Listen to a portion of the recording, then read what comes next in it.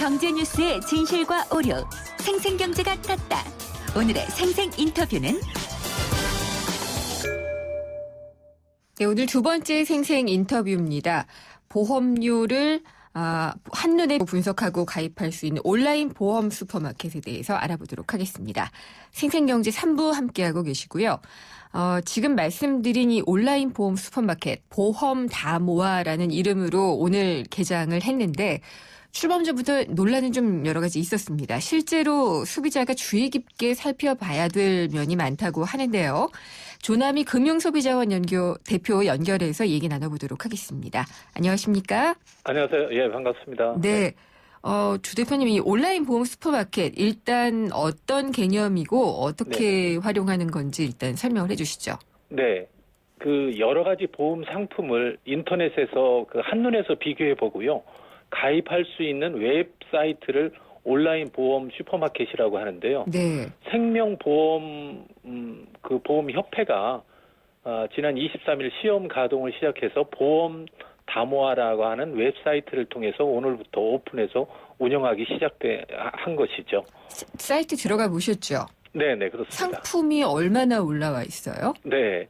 그 상품을 보면 거기에 보면 217개 상품이라고 하거든요. 네. 그러니까 이제 생명보험사 20곳, 손해보험사 13곳이 참여해서 취급 상품 종류는 6종류인데 예를 들어서 자동차 보험, 실손 의료보험, 여행자 보험, 연금보험, 저축성 보험, 보장성 보험 이렇게 구분해서 네. 이렇게 지금 상품을 이렇게 게시하고 있습니다. 그러면 개장 이 초기라는 점을 감안을 하면은 구색은 잘 맞춰진 건가요? 네, 그러나 이제 구색이라기보다는 이제 모양새를 맞추는데 지금 일단은 집중한 것 같고요. 예.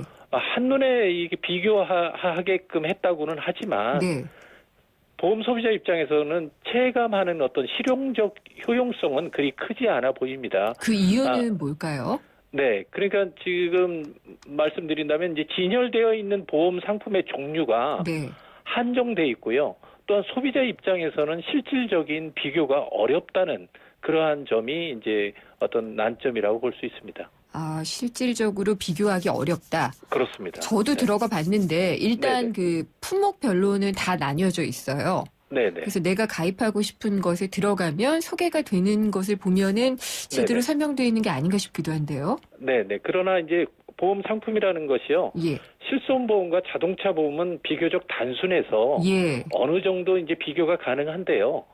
지금 말씀하신 것 중에서 예를 들어서 연금보험이라든지 예. 보장성 보험의 경우 또 저축성 보험의 대부분의 경우에는 그 종류가 아주 많고 특이하기 조건이 다르기 때문에 네. 소비자 입장에서는 비교하기가 어렵습니다. 예를 든다면 또 하나는 그 보험의 약관이 예. 책 한 권이 두터운 책 한 권이거든요. 맞아요. 그거는 오프라인에서 할 때도 늘 어려운 점이죠. 그렇습니다. 예. 그런데 그거를 한 화면에 단순하게 예. 비교한다고 하는 것이 상당히 이제 불가능하다고 보여지는 거죠. 근데 예전에 홈쇼핑에서도 팔았잖아요. 그렇습니다. 그런 부분은 이제 그 중에서 이제 예를 든다면 실손 의료보험이나 이런 부분이 이제 대부분이었는데요. 네. 복잡한 상품인 연금보험인 경우에는 사실은 소비자 입장에서는 이해하기가 어렵기 때문에 네. 홈쇼핑에서 그 불안전 판매, 네. 고객 불만이 제일 많다는 것이잖아요. 그렇군요. 네.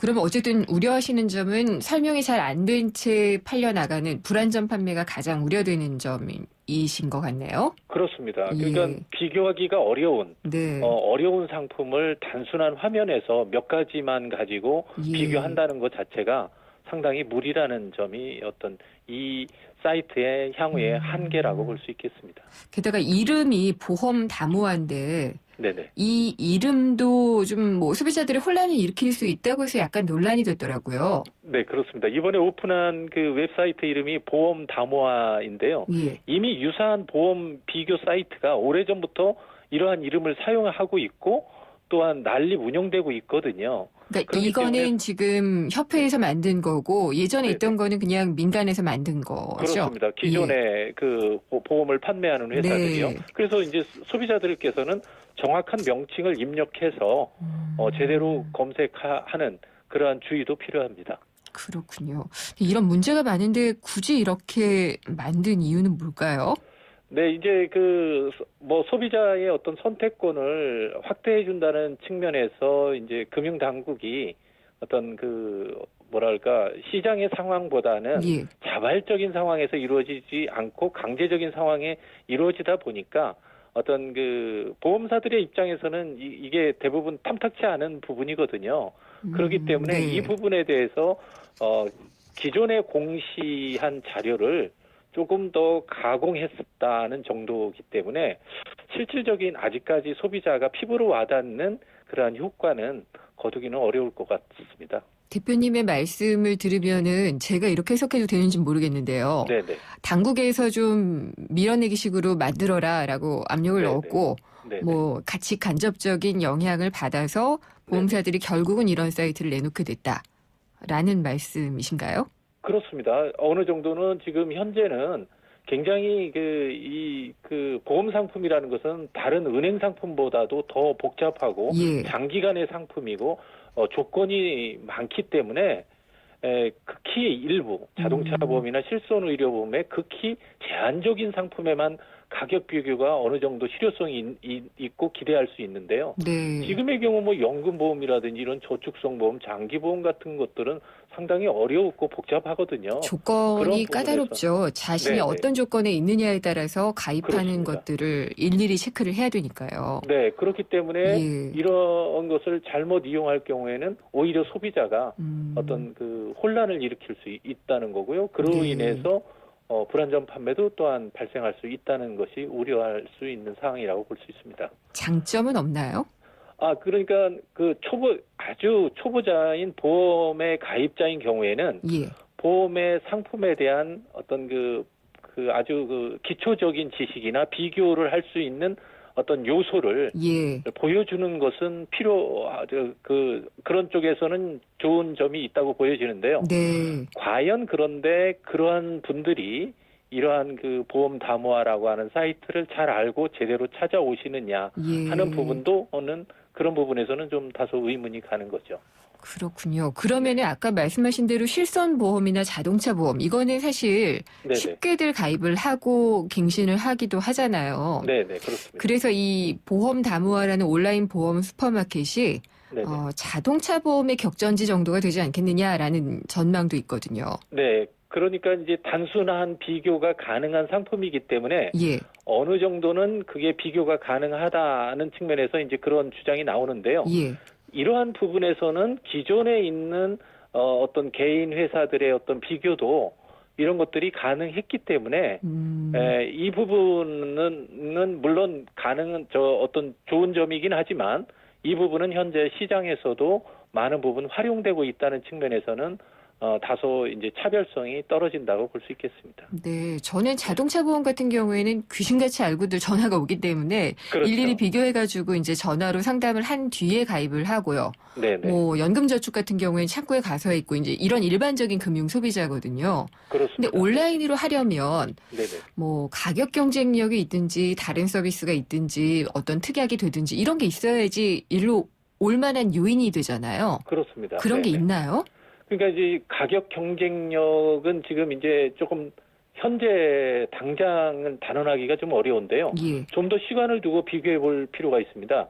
예를 든다면 동일한 보장을 받기 위해서 온라인 슈퍼마켓의 상품이 얼마나 저렴한지를 한눈에 알기 쉽게 제시하면 좋은데 네. 아직은 그러한 것들이 제대로 어떤 비교할 수가 없기 때문에 어떤 보험사별 가격 경쟁도 어느 정도 시간이 경과돼야 지금 말씀하신 당초 의도의 가격 경쟁으로 이루어질지 그러한 네. 인하 효과가 있을지는 좀 더 두고 볼 필요가 있습니다. 그렇군요. 그러면은 불안전 판매에 대한 우려가 아무래도 더 크게 느껴지는 게 사실인데요. 네네. 예. 이런 부분을 그러면 해소하려면 네네. 보험협회에서도 그렇고 보험사들도 그렇고 좀 노력을 해야 되지 않을까 싶은데요. 네. 그런데 이제 이 사이트를 개설하는 것 자체는 이제 보험사별로 예. 상당한 이제 이해관계가 첨예하게 대립하기 때문에 네. 그렇게 이제 뭐 적극적으로 할 이유가 별로 없는 요소인데 정부에서 이제 이것을 만들으라 이제 뭐 네. 펀드도 그렇고 만들다 해서 이제 만들다 보니까 상당히 지금 이제 정교한 네. 어떤 그 플랜으로 들어가지는 않았거든요. 그런 측면에서 이제 이 부분에 대해서 업계가 보다 더 노력을 한다든지 아니면 이 부분에 대해서 더 관심을 갖고 한다고 하면 가능하겠지만 지금 현재의 입장에서는 그러한 상황을 속단하기는 어렵기 때문에 네. 이 부분이 향후에 어떻게 잘 발전될 것인가 하는 것은 또한 두고 볼 문제가 아닌가 생각합니다. 시장이라는 게 사실 수요가 있고 공급이 있어야 되는데 공급부터 된 경우잖아요. 그렇습니다. 예, 네, 그러니까 네, 수요를 네. 이끌 만한 무언가가 있지 않으면 안 된다는 생각이 드는데 네, 들어가서 몇 개 이제 질문 내용들을 보면은 네, 네. 뭐 보험사별로 또 손해율이 다를 수도 있고 보험료가 그렇죠. 다를 수도 있습니다라는 너무 원칙적인 말만 그렇죠. 쓰여 있는 것 같아요. 네, 네. 그러다 주의를 보니까 좀 예. 애초부터 너무 복잡한 것을 너무 단순화시키다 보니까 네. 사실은 실질적인 비교가 현재는 어렵고요. 네. 보다 더 이제 그 정교하게 또 비교의 변수를 더 넓혀서 소비자들이 실질적으로 이해도 하고 비교할 네. 수 있게끔 하는 그러한 좀 노력이 필요하다고 봅니다. 알겠습니다. 잘 들었습니다. 감사합니다. 네, 감사합니다. 조남희 금융소비자원 대표였습니다. 불에 타 허물어진 낡은 벽, 그 벽을 파고드는 찬바람에 다은이의 두 볼은 언제나 파랗게 물들어 있었습니다. 그런 다은이의 두 볼을 녹여준 건 좋은 이웃들의 따스한 손길이었죠. 당장이라도 무너질 듯 위태롭던 집이 튼튼한 새 집이 되었습니다. 다시 만난 다은이의 볼은 행복한 웃음으로 붉게 물들었네요. 우리 아이들의 행복한 변화, 누가 만들까요? 여러분이 좋은 이웃이 되어주세요. 후원문의 1599-0300 굿네이버스. 비가 옵니다. 비 오는 날은 대리기사님들이 적게 출동하니까 상담원 소연이도 바쁜 날이에요. 하지만 저에게는 아직 12분의 기사님이 남아있지요. 대리운전은 지금부터다. 좌우로 정렬 2588 눌러줘요 2588 네, 생생경제 3부는 여기까지고요. 잠시 후 4부 이어집니다. 골든 포트폴리오 그리고 글로벌 경제 이슈가 준비가 돼 있고요. 광고 듣고 생생경제 4부에서 뵙겠습니다. 찬바람이 부는 요즘 건설 현장에서의 안전점검 이상 없으신가요? 건설 현장은 높은 곳에서 이뤄지는 작업이 많고 날씨의 영향을 많이 받다 보니 크고 작은 재해가 끊이지 않고 있는데요.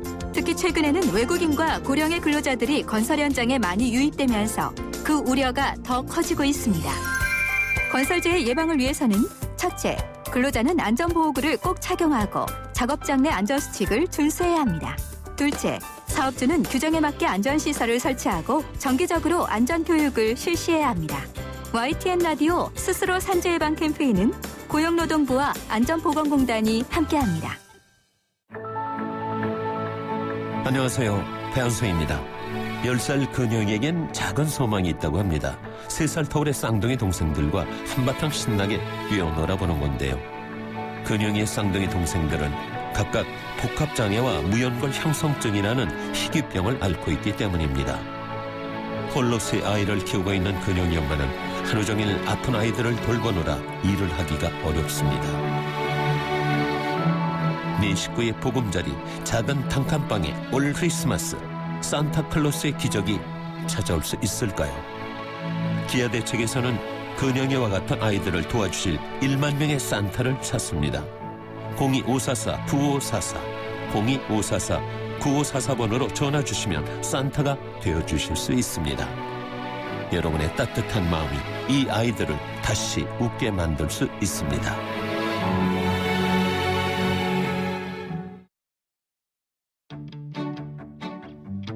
라디오 자산 골든클럽, 특별한 자산 컨설팅을 원하십니까? 맞춤형 금융 포트폴리오 정보가 있습니다. 골든 포트폴리오. 네, 골든 포트폴리오 시간입니다. VVIP를 위한 특별한 자산 컨설팅을 해드리고 있는데요. 김창수 하나은행 서합구정 골드클럽 PB센터장이 전화 연결돼 있습니다. 안녕하십니까? 네, 안녕하세요. 네, 오늘 골든 포트폴리오 시간에 소개를 해주실 사연의 주인공은 어떤 분인가요? 예, 오늘은 그 지방 중소형 도시에 살고 있고요. 네. 그쪽에서 살고 있는 50대 후반에 은퇴하신 분의 사연인데요. 이분은 몇 년 전에 일반 기업을 다니다가 은퇴를 하셨고요. 현재 보유 자산이 정기예금으로 한 2억 원 정도 있고, 네. 주택이 있고, 그 다음에 이제 광역시에, 죄송합니다. 소형 상업용 건물을 보유하고 있습니다. 네. 여기서 나오는 한 380만 원 정도로 생활을 하고 있습니다. 아, 그렇군요. 근데 자산도 어느 정도 있고 지금 상업용 건물, 상가통해서 안정적으로 월세 수입도 있는 분인데 어떤 고민이 있으신 거죠? 예, 맞습니다. 이분은 뭐 현재 뭐 보유하고 있는 건물에서 월세 수입이 꾸준히 나오고 있어서 예. 뭐 현재는 걱정이 없다고 하는데요. 현재 보유하고 있는 이 상업용 건물에 대한 투자 방향에 대한 고민을 하고 있었습니다. 네. 뭐 원래 이 건물은 한 7억 원 정도 했다고 했는데 뭐 지난해부터 금리가 좀 낮아지면서 부동산 투자 바람이 불어가지고 한 10억 원으로 호가가 올랐다고 합니다. 아, 그렇군요. 예. 예, 뭐 광역시에 있는 곳이어서 입지는 나쁘지 않은데, 근데 이제 지방 경기라는 게 이제 뭐 그렇게 좋지가 않고, 뭐 공실률 그런 위험도 있고, 자기가 살고 있는 데하고 좀 떨어져 있다 보니까 관리도 어렵고, 네. 그렇기 때문에 혹시나 뭐 이게 가격이 다시 떨어지면 어떡하나. 그래서 이거를 좋은 가격에 팔고 나와서 뭐 다른 쪽으로 운영하면 어떨까 하는 그런 고민을 하고 있었습니다. 그렇군요. 그러니까 보통 같으면 그냥 안정적인 수입이 나오면 두겠다라는 생각만 할 텐데 감각이 어느 정도 좀 있으신 분 같나요? 네, 그렇습니다. 근데 이분 같은 경우에 그러면은 이 상업용 건물을 매각하는 게 맞나요?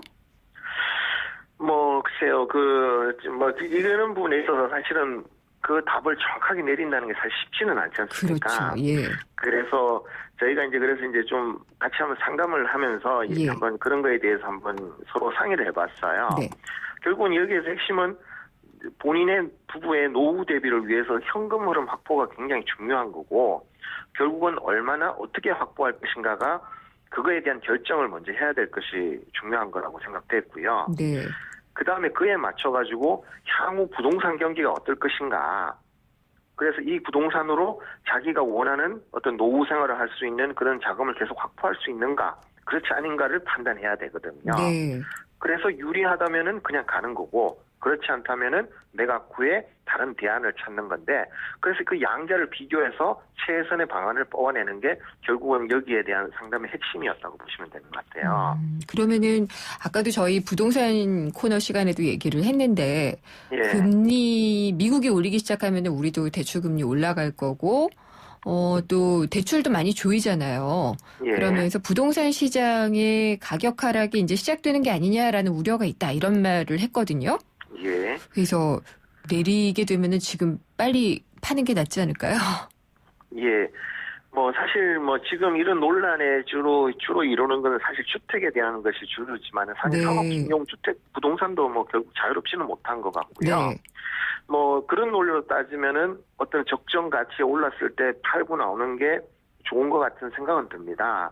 사실 지금 이런 흐름들은 우리나라만 갖고 보기는 힘들고 글로벌 전체적인 흐름에 의해서 뭐 같이 움직이는 거니까 그거를 가지고 뭐 국내적으로 보기는 힘들겠지만은 네. 그렇지만은 이 단기전에 단지 폭락을 한다 이런 것은 조금 너무 과한 우려가 아닌가 하는 생각도 좀 들기도 해요. 아, 조정이 빨리 막 빠른 속도로 많이 되진 않는다라는 전망이신 거죠? 예. 너무 이제 뭐 두려움이 과한 것 같은 생각도 좀 들기도 네. 하고요. 그렇지만 어쨌든 단기간에 좀 많이 올랐던 건 맞고요. 금리라는 게 이런 투자의 기본이 되기 때문에 금리가 오른다는 얘기는 분명히 부동산 가격은 환원율에 의해서 떨어질 수밖에 없는 그런 문제도 있기 네. 때문에요. 앞으로 이런 상승 추세가 지속되기는 좀 어렵지 않나 이렇게 저는 보고 있어요. 그러면은 매각 쪽으로 답이 가는 것 같은데 매각을 네. 한다면은 또 이제 노후 생활에 대한 어떤 대안을 찾을 수가 있을까요? 사실 이분의 경우는 지금 지방에 사시는 분이고요. 예. 이분이 저를 찾아오신 이유가 요번 년에 저희 하나은행에서 판 그 부동산 펀드에 대한 기사를 보고 상담원을 지방에 직접 올라오신 분이거든요. 네. 결국 이분 같은 경우에는 이 정도 된 가격이면은 사실 저희가 이제 그 지방의 그 어떤 특정 매물의 가격을 정확하게 아는 건 좀 힘들었거든요. 그렇기 때문에 그분이 이제 저희가 이제 상담할 때 본인의 판단에 있어서 거시적으로는 저도 거기에 동의한다. 이 정도 네. 가격에서 엑시트하는 게 좋을 것 같다라고 했지만은 미시적으로 그 부동산 지금 파느냐 여부는 좀 더 고민을 좀 하시라고 저희가 안내를 드렸고요. 네. 그랬을 때 그것을 이제 팔고 나오면은 그 자금으로 자기는 부동산 펀드를 가입하고 싶다. 뭐 관리도 편하고 수익률도 예. 자기가 갖고 있는 부동산에 비해서 나쁘지 않아서 그렇게 하고 싶다고 했는데, 근데 지금 상황이 이제 부동산도 사실 부동산에 결국 같은 부동산을 대상으로 하기 때문에 네. 가격이 같이 비싸졌다고 할 수도 있거든요. 그렇죠. 그리고 또 이제 이런 쪽에 지금 자금이 많이 몰리다 보니까 이런 매물을 잡기가 쉽지가 않아요. 결국은 경쟁자들이 많다는 얘기는 가격이 또 비싸질 수 있기 때문에 네. 실제로 그런 적정 매물이 나올 때까지 기다리는 건 맞는데, 다만 이제 매각이 일단은 되어야지만 이런 펀드를 또 가입할 수 있기 때문에 본인이 원하는 적정 가격에 매각을 일단 하시고요. 예. 그 다음에 일단 이런 상품, 대안 상품은 좀 더 여유를 가지고 결정하는 게 좋지 않겠느냐, 그렇게 제가 안내를 드렸습니다. 부동산 펀드라고 하면은 부동산에 투자하는 자금들을 모아서 실제 어떤 부동산에 투자하는 거죠. 그렇죠. 결국은 일종의 이제 자금을 모아서 네. 일단의 그 공동으로 어떤 예. 대상을 투자를 하는 그런 개념인데요. 뭐 상가, 그런데- 빌딩 뭐 이런데요. 예, 그렇죠. 그런데 이제 특징은 이것을 이제 혼자 하는 게 아니라 공동으로 한다는 특징이 있고, 운용을 제3의 운용기관에서 맡아서 해준다는 어떻게 보면 대안 투자 같은 경우거든요. 네. 그렇기 때문에 이제 나이 드신 분들이 건물 관리에 대한 공실이라든지 어떤 그런 임대인의 관계 그런 걸 신경 쓰지 않으면서도 적정 수익을 누릴 수 있고, 예. 그다음에 어떤 소액으로도 이제 사실은 1억, 2억 있으면 오피스텔 같은 건 작은 상가밖에 못하지만은 1억, 2억을 모아서 100억, 200억 또는 1000억을 하면은 서울 강남에 큰 빌딩도 투자할 수도 있거든요. 네. 그래서 그런 점에서 굉장히 좀 최근에 거액 자산가들 중심으로 이런 쪽에 투자가 굉장히 활발하게 일어나고 있습니다. 그렇군요. 그럼 이분이 매각을 결정을 하시면은 일단 네. 매각 후에는 부동산 펀드에도 좀 투자를 하시는 게 좋을 것 같고요. 네. 그렇죠? 예, 나머지들은 뭐 어떤 식으로 굴리면 좋을까요? 네, 그래서 일단은 이분 같은 경우에는 저희가 이제 그런 대안 상품이 나온다면은 부동산 펀드로 만약에 이제 10억에 매각을 하신다면은 뭐 저 보증금 빼주고 한 7, 8억 정도 여유 자금이 나오신다 그러더라고요. 예. 그러면 그 자금으로 일단 한 반 정도는 이런 부동산류의 펀드로 같이 투자하면은 부동산 투자한 효과와 같으니까 반 정도는 투자하시고, 나머지 반은 뭐 요새 유행하는 ELS 월이자 지급 ELS라든지 네. 또는 비과세 즉시연금 같은 걸로 해서 실제적으로는 현금 흐름을 같이 만들 수 있는 연금과 같은 상품을 해서 이 월세보다는 조금 알파 수익을 내면서도 다양한 상품으로 분산 투자해서 위험을 관리하는 그런 식으로 제가 제안을 드렸습니다. 네, 알겠습니다. 말씀 잘 들었습니다. 감사합니다. 네, 고맙습니다. 김창수 하나은행 사업구정 골드클럽 PB센터장이었습니다.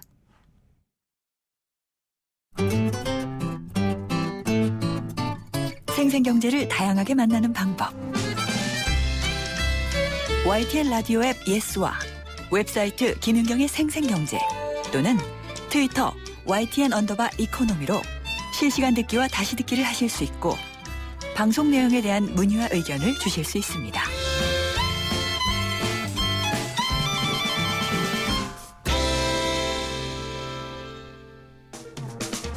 대외 의존도 높은 한국 경제 필수 지침, 세계 경제가 우리 장바구니에 미치는 영향. 글로벌 경제 이슈. 글로벌 경제 이슈 시간입니다. 이장원 연합 인포맥스 부장이 전화 연결돼 있습니다. 안녕하십니까? 네, 안녕하십니까? 네, 직구 하세요?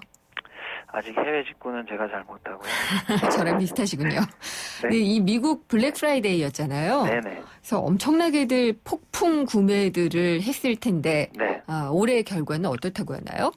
예, 일단 결론부터 말씀드리면 네. 과거보다는 조금 좋지 않았다. 근데 예, 이게 이제 어떤 미국 소비의 감소라기보다는 이 트렌드의 변화가 있었다는 게 좀 맞을 것 같은데요. 일단 그 블랙 프라이데이 이전부터 뭐 10월 말부터 이미 대규모 할인이 시작돼 있어서 네. 정작 이 블랙 프라이데이에는 소비가 그렇게 많지 않았다는 측면이 좀 있고요. 두 번째 더 중요한 거는 그 온라인 판매가 늘어나기 때문에 오. 블랙 프라이데이라고 하면 추수감사절이 끝나고 매장으로 직접 줄 서서 이 기다려서 사는 건데 이 매장에서 사는 그 판매 열기는 오히려 좀 만족스럽지 못했다. 네. 이렇게 좀 정리를 할 수 있고요. 그러니까 이번에 나타난 가장 큰 변화가 오프라인에서 온라인으로 무게중심이 이동하고 있다. 이 소비 패턴이 이 오프라인에서 온라인으로 이동하면서 전통적 개념의 이 블랙 프라이데이도 바뀌고 있다. 이렇게 볼 수 네. 있습니다. 좀 숫자를 좀 보면요. 그 어도비 디지털 인덱스라는 곳에서 미국 100대 소매업체의 온라인 매출액을 좀 분석을 해봤는데 1년 전 같은 기간보다 18% 정도 늘어났다고 하고요. 특히 PC 말고 모바일, 핸드폰을 통한 주문 비중이 무려 37%나 늘어났다고 합니다. 네. 그런데 이제 또 다른 기관 쇼퍼트랙이 이제 집계한 자료, 이건 이제 오프라인 매장 자료인데요. 예. 이 오프라인 매장 매출액, 블랙 프라이데이 26일부터 27일 이틀간 매출액이 한 14조억 원 정도, 14조 9천억 원 정도 해서 지난해보다 감소한 걸로 나왔습니다. 이 온라인 쇼핑이 늘어났다는 건 또 한편에서 이제 아까 해외 직구 말씀하셨는데 네. 이 해외 직구가 보편화되면서 미국 이외의 지역에서도 이 블랙 프라이데이에 구매를 하고 있다. 이렇게 볼 수도 있고요. 그럴 것 같아요. 네. 네. 우리나라에서도 이 해외 직구가 좀 열풍이었고 특히 블랙 프라이데이 앞두고 열풍이었다고 하는데 그래서 이제 이 유통업체들이 주목하는 게 사이버 먼데이라고 해서 네. 이 블랙 프라이데이 금요일 지난 다음 주 월요일에는 그러니까 온라인 그 행사를 하는 겁니다. 그래서 이 블랙 프라이데이보다 오히려 이 사이버 먼데이인 온라인 할인 판매 행사에 좀 더 각별히 신경을 쓰는 모양새라고 하고요. 네. 월마트 같은 경우에는 이 올해 사이버 먼데이 판매를 일요일 저녁 8시로 앞당겼다고 하고요.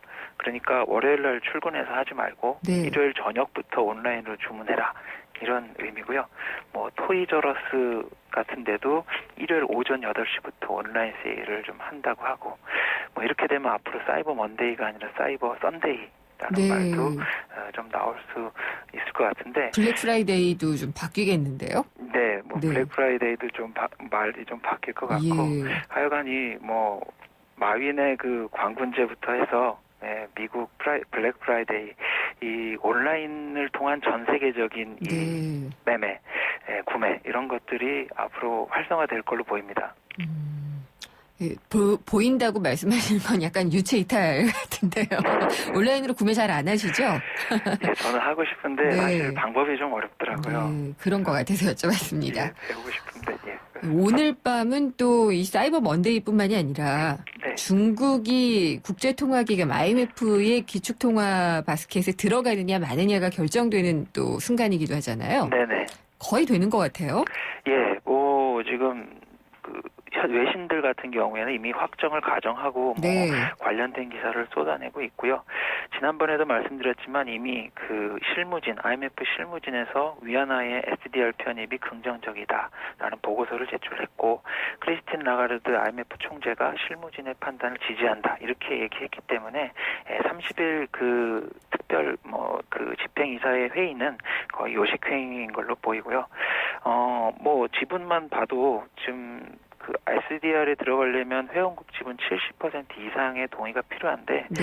중국이 유럽 국가들을 대부분 좀 많이 포섭을 했기 때문에 중국에 좀 반대하는 미국이나 일본 지분이 뭐 한 16%, 일본이 6% 해서 23% 되는데 이거를 제외한 나머지 국가들은 대부분 찬성을 하고 있기 때문에 편입이 거의 확실시되고 있고요.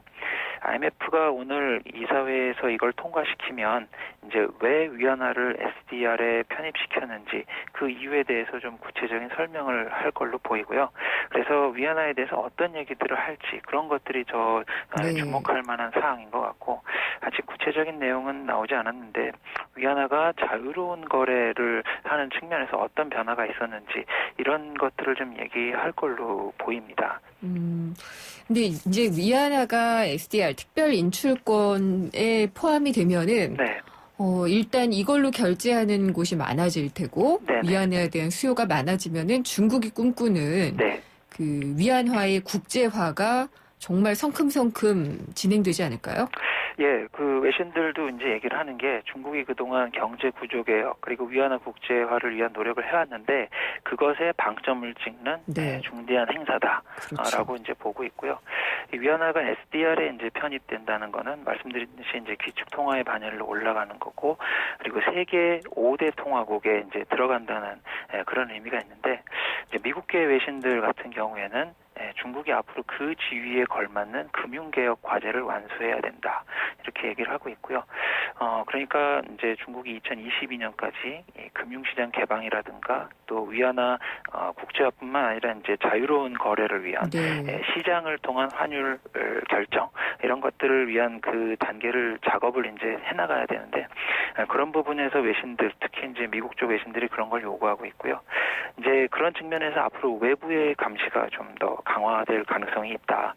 위안화가 SDR에 편입되면 앞으로 5년마다 이제 재평가를 받아야 되고 이거를 네. 이제 통과해야 되는 부분이 있고요. 미국이나 유럽, 일본 같은 경우에는 중앙은행이 사실 좀 독립성을 가지고 있고 투명성을 가지고 있는데 중국 같은 경우에는 아직 인민은행이 독립적인 정책 결정을 한다기보다는 이 중국 공산당의 어떤 승인을 받아서 네. 정책 결정을 하는 부분이 있기 때문에 앞으로 이런 부분들도 개혁해 나가야 될 부분인 것 같습니다. 중국 얘기를 그냥 이어서 해보면은 네. 방금도 얘기를 하셨지만은 위안화가 5대 기축통화에 들어가게 된다라고 네, 하면은 중국도 거기에 걸맞는 금융개혁을 이뤄내야 되잖아요. 네네. 근데 증시 같은 경우에도 사실 국유 기업들이 많아서 이게 네네. 제대로 된 시장이냐 뭐라는 얘기도 많고요. 네네. 그다음에 증권사들이 이제 사정의 폭풍을 맞게 되면은 네, 그렇지 않아도 지금 중국 증시 막 폭락하고 그러는데 네. 더 안 좋아지지 않겠느냐 이런 얘기도 있어요. 예, 일단 이제 중국 성장률이 이제 계속 떨어지고 있는 상황에서 중국이 이제 개혁이라는 명분으로 증권사들에게 이제 사정 작업을 하고 있는데 예. 뭐 이게 이제 이런 겁니다. 뭐 파생 상품에 대해서 이제 대대적인 조사를 해가지고 증권사들이 불법 거래한 그런 정황을 잡고 이제 수사 대상을 계속 이제 확대해 나가고 있는 건데요. 이렇게 되면 이제 증권사 물론이고 이제 증권 감독 당국까지 그 간부들까지 이제 연루됐다고 해서 칼바람이 네. 이제 불 것으로 예상이 되고요. 지금 지난주 금요일도 이제 중국 증시가 폭락했고 오늘도 장중에 한 3% 이상 폭락했는데 이게 이 폭락의 도화선이 되는 게 이제 증권사들 주가가 다 하한가를 맞으면서 이제 주가가 폭락하고 이런 부분이 있고요. 이 중국 증시가 이제 폭락을 하게 된다면 실물 경제가 지금 안 좋은 상황에서 이 시장마저 불안해지면 네. 쌍방향으로 지금 중국 경제에 어떤 하강 압력이 될 수 있다. 시장 위축이 중국 경제의 주름 투사를 더 깊게 팰 수 있다. 네. 이런 좀 우려가 있는 상황입니다. 그렇군요. 금융시장 얘기를 해보면은 또 네. 이제는 인간의 머리로 투자를 하기보다는요. 네. 컴퓨터 소프트웨어, 네. 뭐 더 좋게 얘기하면 인공지능, 네. AI가 투자를 하는 게 더 낫다 이런 얘기까지도 나올 정도거든요. 네. 그래서 이게 로봇이 이것까지 하게 되면은 정말 일자리 없을 것 같다는 생각도 들어요. 네, 그렇습니다. 그 증권사들의 위기일 수도 있고요. 예. 증권 쪽에서 일하시는 분들의 위기일 수도 있는데 로보 어드바이저, 그 로봇이 금융 자문을 이제 해준다는 네. 말이고요. 기존에는 이 사람이 고객들을 상대로 해서 이제 투자 설명을 했다면 지금은 이제 투자 설명은 아니지만 이 인공지능 로봇이 투자자들이 목표로 하는 수익률, 그다음에 위험 회피 성향, 그리고 투자자들이 어떤 걸 원하는지 이런 거를 입력을 해서 거기에 네. 맞게 운용을 하고 그거에 따라서 수익을 내서 고객들에게 돌려준다는 그런 개념인데요. 이 시장이 지금 급속히 팽창하고 있다고 합니다. 그래서 올해 미국에서 한 6조 원 정도였던 시장 규모가 네. 현재 14조 원으로 한 2배 이상 늘었고요. 3년 전이랑 비교를 하면 그때는 1조 원 수준이었던 게 지금 12배나 이제 늘어났다는 건데 이게 왜 이렇게 되냐면 수수료가 싸기 때문에 그렇습니다. 네. 그 오프라인 자무사는 한 3% 수수료를 내지만 로봇은 한 0.25%만 내면 되기 때문에 인건비는 안 들고 네. 기계 유지 보수비만 들 테니까요. 그렇죠. 그리고 결과물에 또 큰 차이가 없고 그렇죠. 그렇기 때문에 이쪽으로 고객들이 예. 몰린다고 합니다. 기자들도 지금 다 로봇이 쓰게 생겼어요. 네, 로봇 비자금이 요즘 업계의 화두입니다. 예, 인터넷 전문은행 나온다고 하는데 그것도 이거랑 좀 연결이 되지 않나 이런 생각도 좀 듭니다. 네, 맞습니다. 예, 오늘 말씀 중개 브로커리지의 위기입니다. 쉽게 말하면. 네, 잘 들었습니다. 감사합니다. 예, 감사합니다. 이장원 연합 인포맥스 부장이었습니다.